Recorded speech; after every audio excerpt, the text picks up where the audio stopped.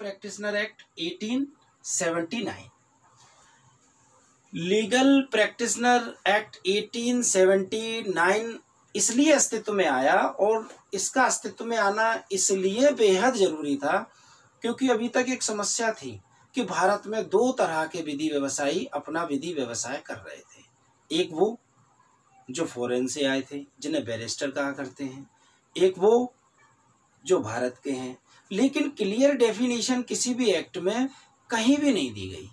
यहाँ legal practitioner act 1879 में clear define किया गया, आप यहाँ देख रहे होंगे, एडवोकेट और वकील, दो मीनिंग यहाँ बताए गए। एडवोकेट उन्हें कहा जाता था जो आयरलैंड और इंग्लैंड से बैरिस्टर की उपाधि लेकर आते थे, उन्हें एडवोकेट कहा जाता था।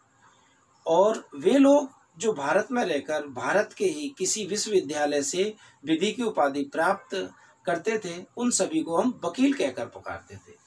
अब एडवोकेट को दो नाम दिए गए, एक एडवोकेट, एक वकील। वकील यानी कि इंडियन एडवोकेट, और एडवोकेट यानी कि आयरलैंड या इंग्लैंड से बैरिस्टर की उपाधि प्राप्त करके जो आया हो, या स्कॉटलैंड के लॉ फैकल्टी में एज ए मेंबर रजिस्टर्ड हो, उसे हम बैरिस्टर कहेंगे, और वो बैरिस्टर यहाँ एडवोकेट माने जाएंगे। यह व्यवस्था लीगल प्रैक्टिशनर एक्ट 1879 में की गई। अब क्लियरली दो जगह मेंशन कर दिया गया कि कौन एडवोकेट होंगे और कौन वकील होंगे, और जिससे ये पहचान हो सके कि who is the Indian, who is the foreigner. मैं इस बात को यहीं तक समझाऊं। अंग्रेजों की एक पॉलिसी थी लीगल प्रैक्टिशनर एक्ट 1879 ये बताने के लिए लोगों को कि जब हम किसी को एडवोकेट कहकर पुकारें तो पता पड़ जाए इट इज ए फॉरेनर, और जब वकील कहें तो पता पड़ जाए इट इज ए इंडियन। तो एक डिफाइन करने का उन्होंने एक तरीका निकाला था कि ये इंडियन है और ये फॉरेनर है। दोनों लीगल प्रैक्टिशनरों को अलग अलग डिफाइन कर दिया उन्होंने। आगे चलते हैं। पॉइंट थर्ड कंप्लीट हुआ। Point fourth, Indian bar committee 1923 and Indian bar council act 1926। Indian bar committee 1923 का गठन एडवर्ड चामियार द्वारा किया गया था। इन्हीं की अध्यक्षता में, अर्थात एडवर्ड चामियार की अध्यक्षता में इंडियन बार कमेटी 1923 का गठन किया गया, और गठन कर इन्हें जिम्मेदारी सौंपी गई कि अखिल भारतीय बार का गठन किया जाए और अखिल भारतीय बार काउंसिल का गठन किया जाए प्रत्येक हाई कोर्ट के लिए। जैसा कि मैंने बताया है आपको पहले ही कि भारत में हाई कोर्टों का गठन हो चुका था। अब हाई कोर्ट का गठन तो हम कर चुके, लेकिन उनके लिए बार काउंसिल की जरूरत थी। तो एक अखिल भारतीय बार और एक अखिल भारतीय काउंसिल, इन दोनों का गठन करने के लिए कमेटी बनाई गई, जो कि एडवर्ड चामियार की अध्यक्षता में पूरी हुई। और इनके द्वारा ये सुझाव रखा गया कि प्रत्येक हाईकोर्ट के लिए एक अखिल भारतीय काउंसिल होना जरूरी है, जिसमें 15 सदस्य होंगे। अध्यक्षता ये स्वयं करेंगे।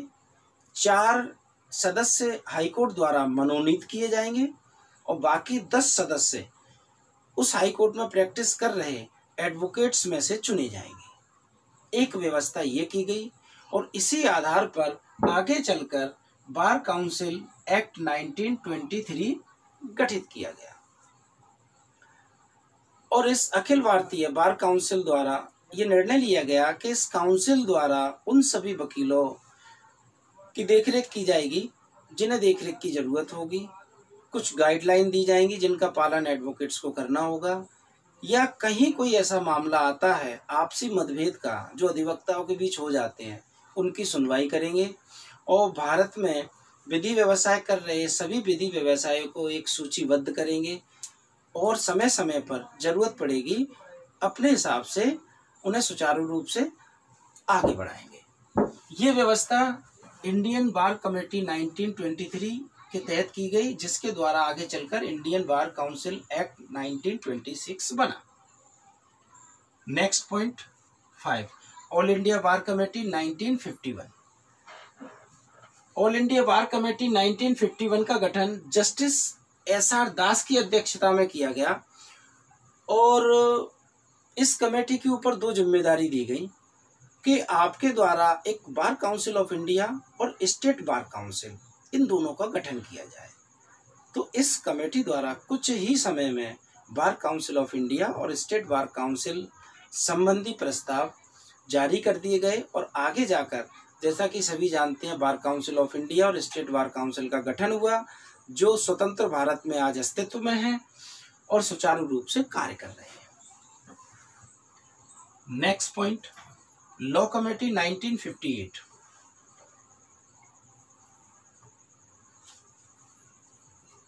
ये मैंने गोल घेरे में देखिए कुछ बताया है। लॉ कमीशन 1958, इसके द्वारा एक नई बात अस्तित्व में आई।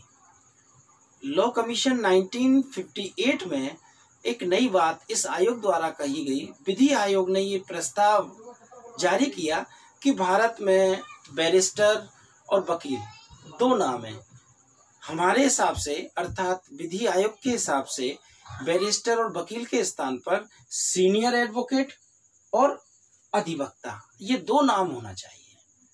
ये प्रस्ताव जारी किया।